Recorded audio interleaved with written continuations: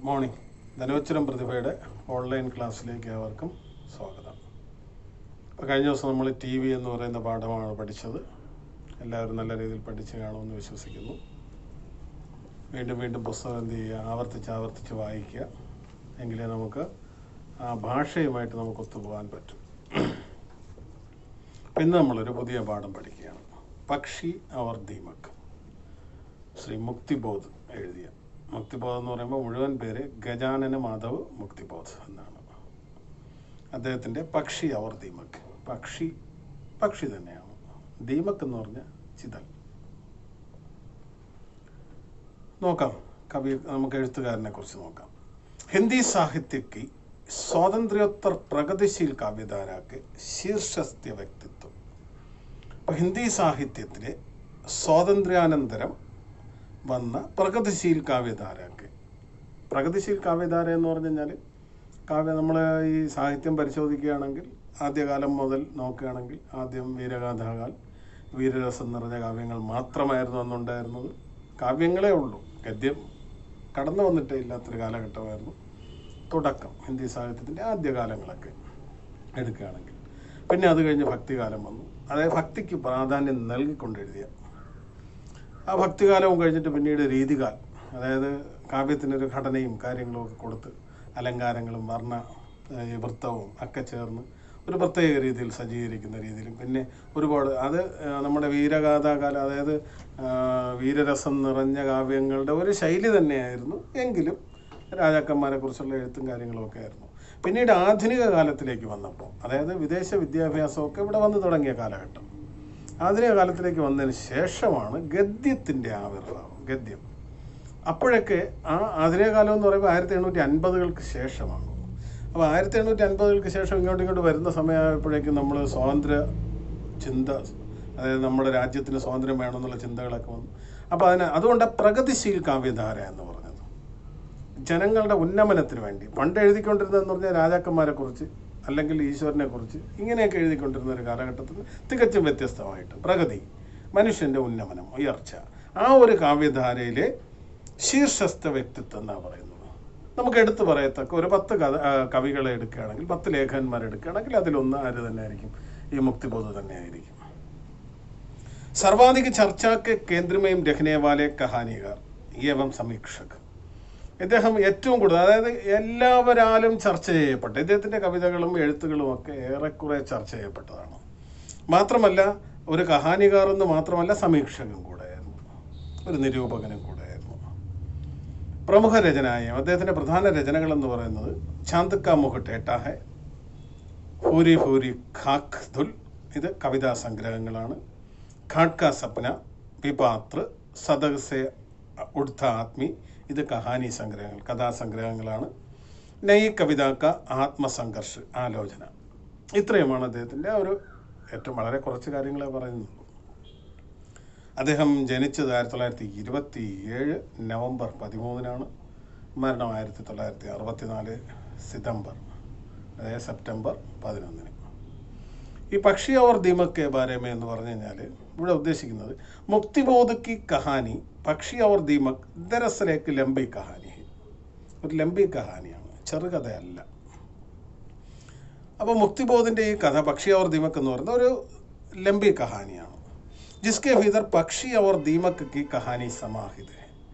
അതിൽ പക്ഷിയുടെയും ദീമക്കിൻ്റെയും ചിതലിൻ്റെയും ഇവരുടെ കഥകളാണ് ഇതിനകത്ത് ഉള്ളടക്കം ചെയ്തിരിക്കുന്നത്. സമാഹിത ഇസി ആധാർ പർ കഹാനി ക ശീർഷക് ഭി രഖാ ദിയ.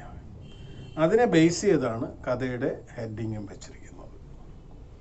ഇസ് കഹാനി കോ കഥാനക്ക് മൈം ഏക അന്യ പാത്ര ശ്യാമളാക്കോ സുനാത്ത. ഇവിടെ ഈ കഥ മറ്റൊരാൾക്ക് കേൾപ്പിച്ചു കൊടുക്കുന്ന രീതിയിലാണ്. യഹാ സമ്പൂർണ്ണ കഹാനി കെ ഭീതർ കി ഏക ചോട്ടി കഹാനി ഹി പക്ഷി അവർ ദീമക് ശീർഷക പദ്ധതി. ആ മുഴുവൻ കഥയുടെ ഒരു ഭാഗമാണ് എടുത്തിട്ട് പക്ഷി അവർ ദീമക് എന്ന് പറഞ്ഞ് നമ്മുടെ മുമ്പിലേക്ക് അവതരിപ്പിച്ചിരിക്കുന്നത്. നമുക്കിനി ആ കഥയിലേക്ക് വരാം. പക്ഷി അവർ ദീമക്, മുക്തിബോധ് നോക്കാം. एक था पक्षी, वह नीले आसमान में खूब ऊंचाई पर उड़ता जा रहा था. उसके साथ उसके पिता और मित्र भी थे. ഒരു പക്ഷി ഉണ്ടായിരുന്നു. പക്ഷി പ്രത്യേകത നീലേ ആസ്മാൻമയും നീലാകാശത്ത് ഖൂബ് ഊഞ്ചായി പർ ഉടുത്താ ജാരഹാത്ത നല്ല ഉയരത്തിൽ പറക്കുമായിരുന്നു. ഉസ്കെ സാത്ത് അതിൻ്റെ കൂടെ ആരൊക്കെയുണ്ട്?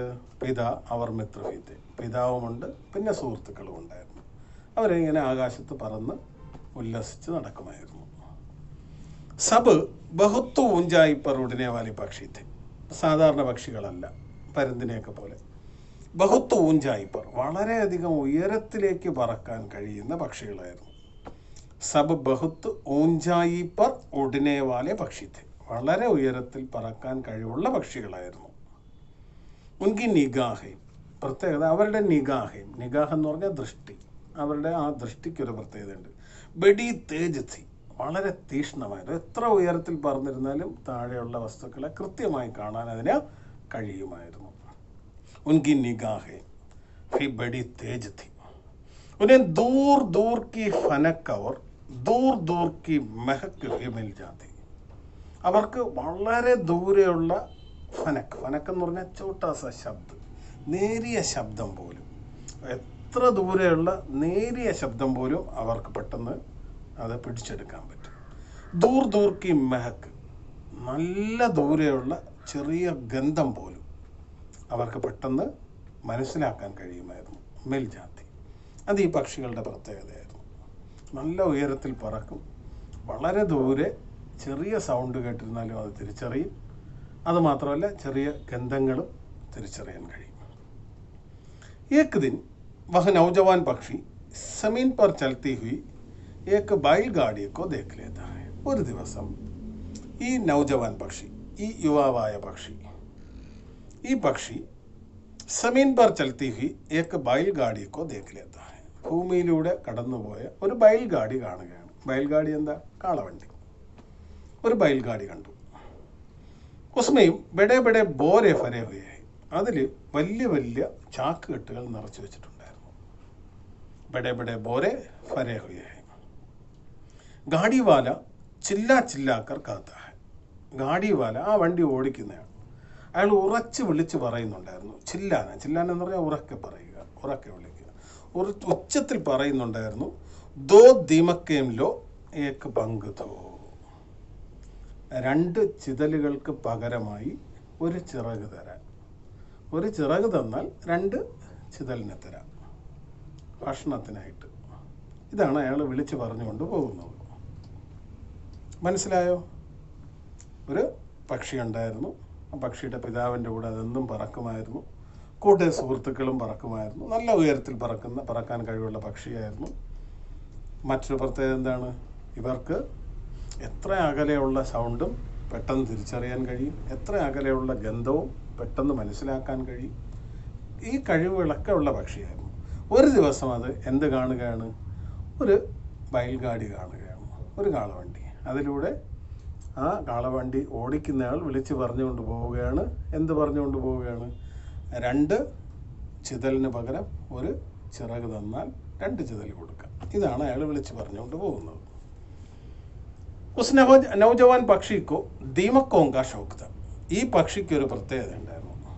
ഈ പക്ഷിക്ക് ദീമക്കോങ്ക ഷോക്ക് താ, ഈ ചിതലെന്ന് പറഞ്ഞാൽ ഭയങ്കര താല്പര്യമായിരുന്നു. നമ്മളങ്ങനെയാണ്, നമുക്ക് ചില ഭക്ഷണങ്ങളോട് ഭയങ്കര ഇൻട്രസ്റ്റ് ആയിരിക്കും.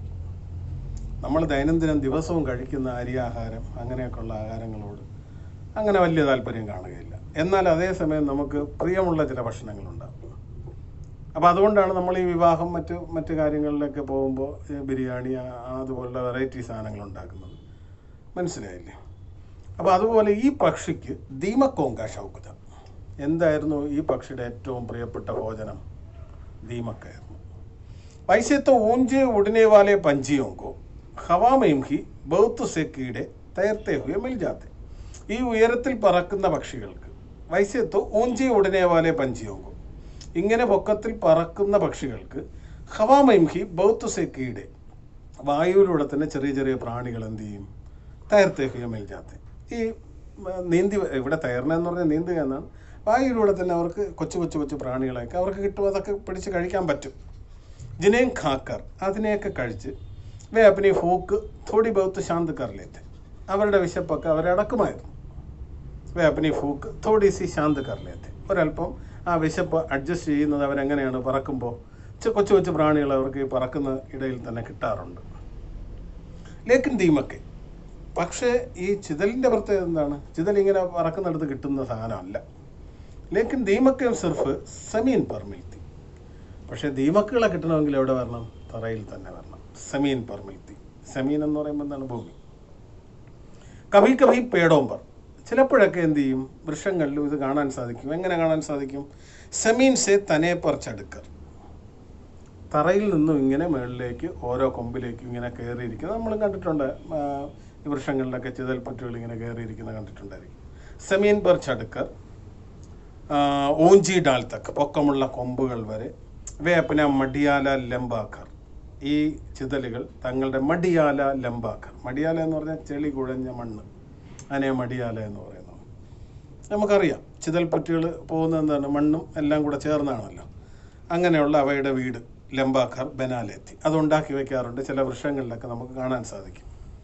ലേക്കിൻ ഐസെ കുച്ച് ഹി പേട് ഹോത്തെ, വനാന്തരങ്ങളിൽ അങ്ങനെയുള്ള കുറച്ച് വൃക്ഷങ്ങളെ കാണും. എല്ലായിടവും ചിതൽ കയറിയിരിക്കുകയില്ല.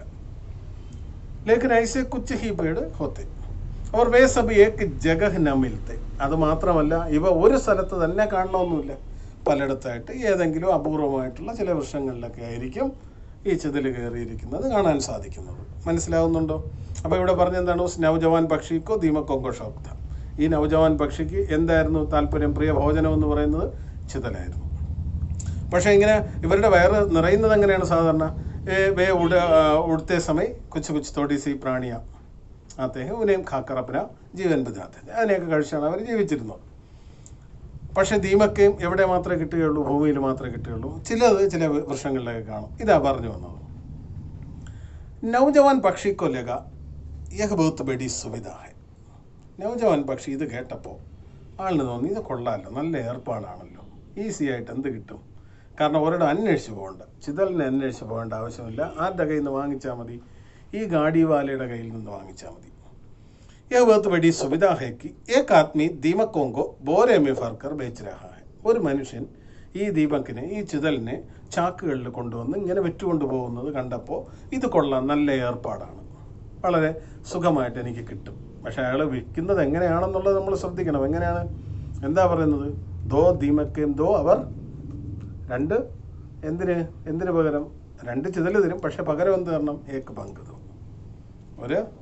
അവിടെ നോക്കൂ, ശ്രദ്ധിക്കേണ്ടതെന്ന് പറഞ്ഞു കഴിഞ്ഞാൽ ദോ ദീമക്കയും ലോ ഏക്ക് പങ്ക് ദോ. രണ്ട് ഇടത്തും ദോയാ വന്നിരിക്കുന്നത്.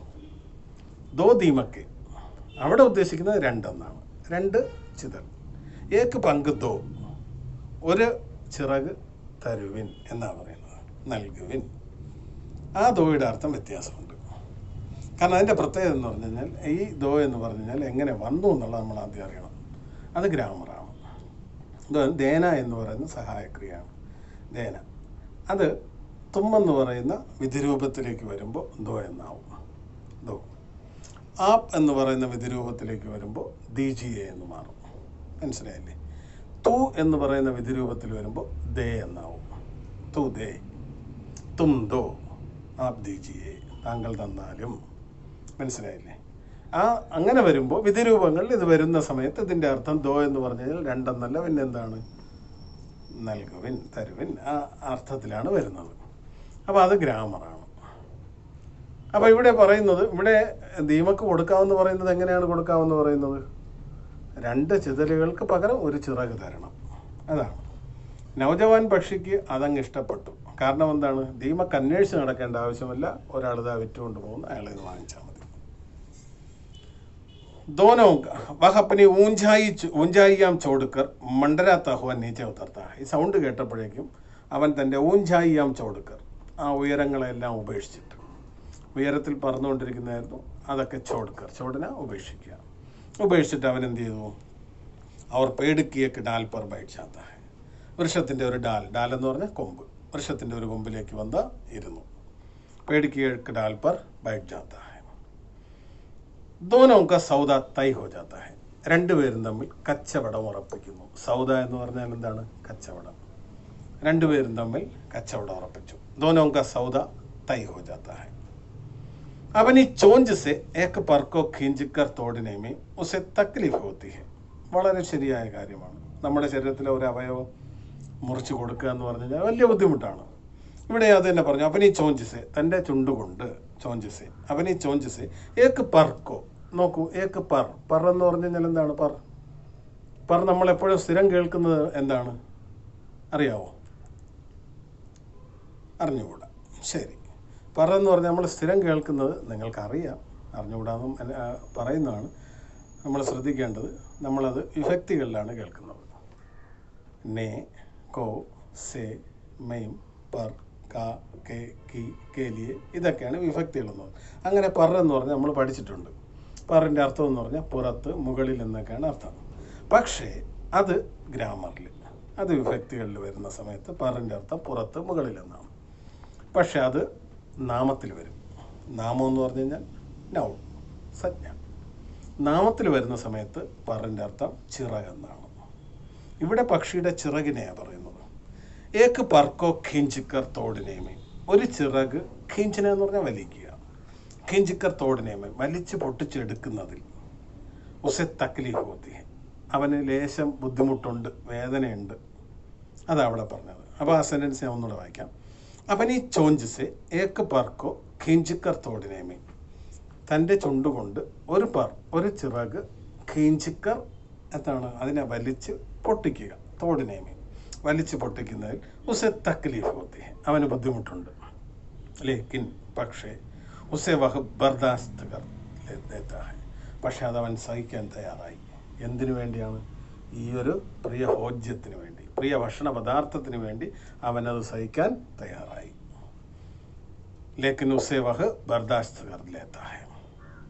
മുഹ്മയും ബഡെ സ്വാദ് കെ സാത്ത് ദോ ദീമക്കയും ദബാക്കർ വഹ് പക്ഷി ഫുർ സെ ഓടി ജാത്താ ഹൈ. വളരെ സ്വാദോടുകൂടി 2 ചിതലിനെ എടുത്ത് വായ്ക്കകത്ത് വെച്ചു. മുഹ്മയും തൻ്റെ വായിലേക്ക് വെച്ചു. എന്നിട്ട് ദോ ദീമക്കയും ദബാക്കർ, ആ 2 ചിതലുകളെയും അമർത്തി വായ്ക്കകത്ത് വെച്ച് സ്വാദോടുകൂടി കഴിച്ച് വഹ് പക്ഷി ഫുർ സെ ഓടി ജാത്താ ഹൈ. ആ പക്ഷി വളരെ പെട്ടെന്ന്, ഫുർസെ എന്ന് പറഞ്ഞാൽ പെട്ടെന്ന്, വളരെ വേഗത്തിൽ, ഓടി ജാത്താ ഹൈ, പറന്നുപോയി.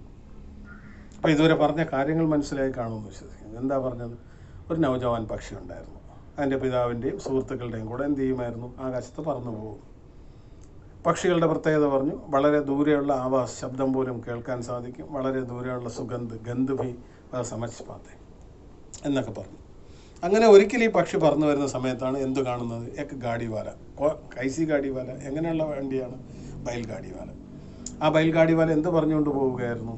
ദോ ദീമക്കോങ്കെ ബദലേമയും ഏക്ക് പങ്ക് ദോ, 2 ചിതലുകൾക്ക് പകരം ഒരു ചിറക് തരാൻ. പക്ഷിക്കാണെങ്കിൽ വളരെ പ്രിയപ്പെട്ട ഭോജ്യമായിരുന്നു എന്തോന്ന്? ഈ ചിതൽ. അതുകൊണ്ട് തന്നെ അത് ഒരു ചിറക് കൊടുത്ത് അത് വാങ്ങിക്കഴിച്ചു. അതാ ഇതുവരെ പറഞ്ഞത്. മനസ്സിലായോ? അടുത്ത് നോക്കാം.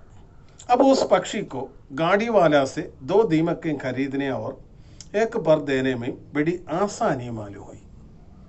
പിന്നീട് ആ പക്ഷിക്ക് പക്ഷി को गाड़ी वाला से 2 दीमकें खरीदने, ആ വണ്ടിക്കാരൻ്റെ കയ്യിൽ നിന്നും 2 ദീമക്കേൻ ഖരീദിനെ, 2 ചിതലുകൾ വാങ്ങുന്നതും അവർ ഏക്ക് പർദ്ദേനേമേ, ഒരു ചിറക് കൊടുക്കുന്നതും ബെടി ആസാനി മാലും പടി, വളരെ എളുപ്പമായി തോന്നി, സുഖകരമായ കാര്യം. കാരണം ഒരു ചിറകം കൊടുക്കുക, എന്ത് വാങ്ങുക?